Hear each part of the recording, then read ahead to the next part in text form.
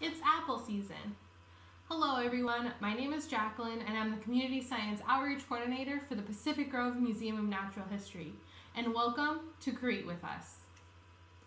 This week on Create With Us, we're going to be celebrating apple season in California by making an apple print wreath. For this craft, all you're going to need is a paper shopping bag, scissors, glue, paint, paintbrushes, and you will definitely need an adult's help. Are you ready to get started? Great. So the first thing that we're going to do is we're going to cut a circle out of the large side of our paper bag. Great. So I cut a circle from the large side of the bag. Next, we need to cut a circle from the inside so that we can have that wreath shape, okay? I was able to manage to save the handle, so now we have something to hang our wreath from. If you're unable to save the handle, then you can always use twine or string or ribbon to hang your wreath in your home. Great. Having a target bag with a circle on it made it much easier to make a perfect shaped wreath. Now let's put this aside and we're going to use our scrap pieces of paper to do our apple prints on. This next part, you're going to need an adult's help. Please have an adult cut an apple in half for you. Apples are one of my favorite fruits and they're grown locally here in California. Now, the outside of the apple, we have our skin, we have a stem, and sometimes attached to the stem is a little green leaf. Once you've had an adult help you, we're going to cut it in half just like this, and we're going to take a second and we're going to look at the inside of this apple.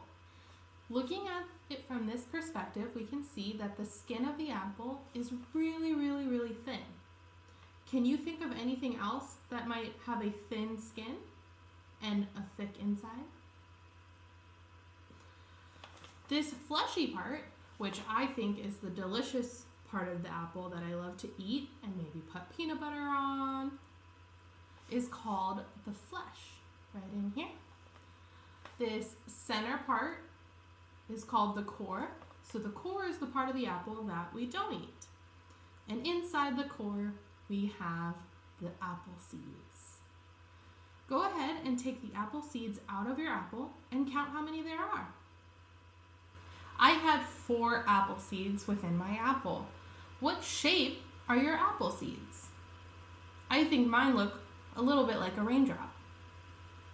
Now make sure that you put your apple seeds to the side where any of your pets or maybe younger siblings can't reach them. Next, we're going to start our apple printing.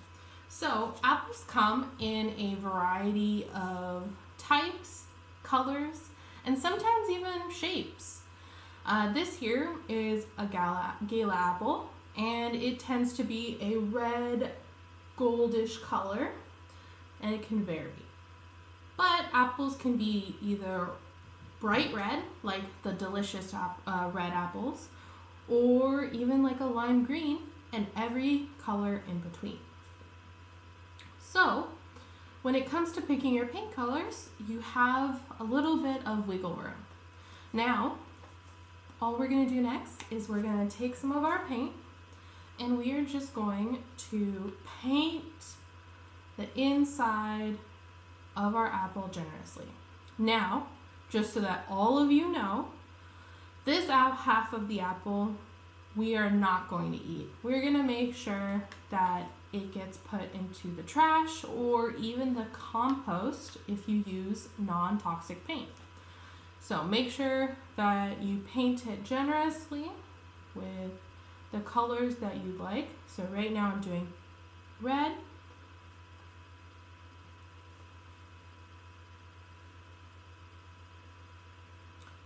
and once you feel like you have your print, you're going to go ahead and stamp your apple on your extra paper bag paper. Now, if you have construction paper or white paper you want to stamp onto, that's perfectly okay as well. And there is my first stamp. Now, go ahead and make as many stamps as you would like.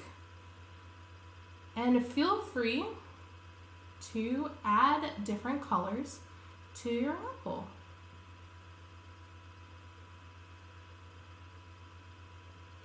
Now, you may be able to use other apples if you'd like, but I'm trying not to be wasteful. So I'm just going to use this 1/2 for my apple stamp.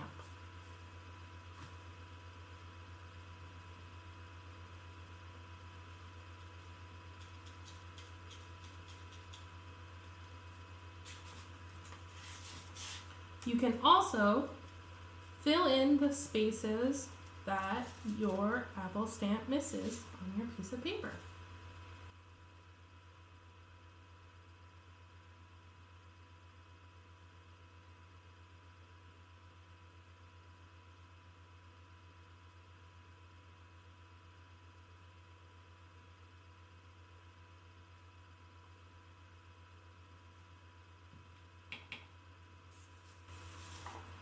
You can also press your paper on to your apple to get a fuller print.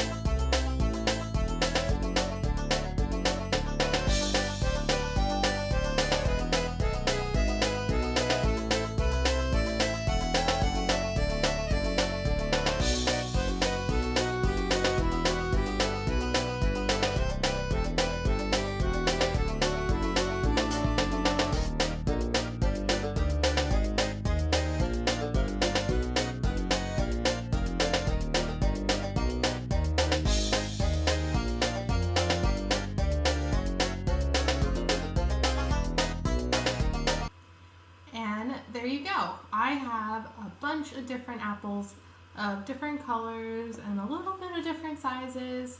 I even added a few leaves to my stems. Now go ahead and place this in a safe place to dry and let them dry.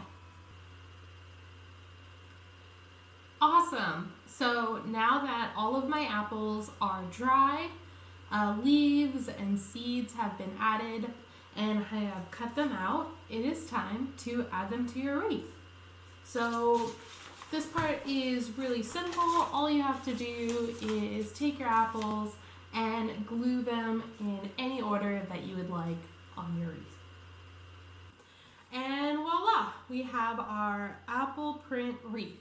It's the perfect piece of art to add to any home, to add just a little bit of fall decor. Or you can give this artwork to a family member and you'd be sure to be their apple of their eye. I hope you've enjoyed making this craft with me on this week's Create With Us, and tune in next week to explore the coast with Hannah. Thank you.